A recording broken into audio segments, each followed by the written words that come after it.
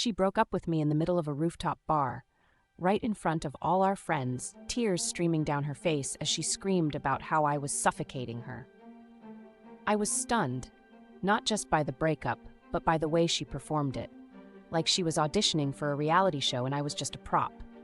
I barely had time to process it before she stormed out, leaving behind a crowd of shocked faces and a silence so heavy I could barely breathe. The next day, she was already posting cryptic stories about fresh starts and toxic energy. A week later, I walked into a coffee shop and saw her sitting with her ex, the one she always swore she hated. They weren't acting like old friends catching up. They were holding hands across the table, laughing at some inside joke, mouths close enough that I could practically hear their whispered secrets. She didn't see me, but I left before I could make a scene. That night, I messaged her, and she finally admitted it. The breakup was staged so she could get back with him without looking like the bad guy. I lost it. I told her I was done being her cover story, and if she wanted the world to know the truth, I'd happily tell them. I posted a single sentence online. No drama, just the facts. Turns out my relationship ended so my ex could date her ex. It blew up instantly.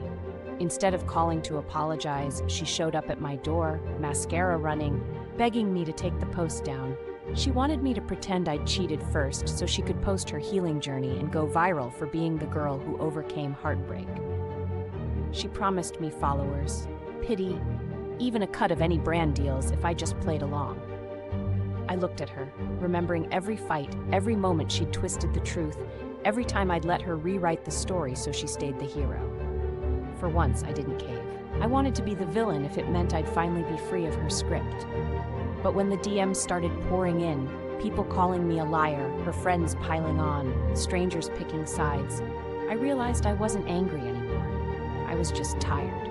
Not of her, but of how easy it was for both of us to perform heartbreak for an audience, even after the love was fake.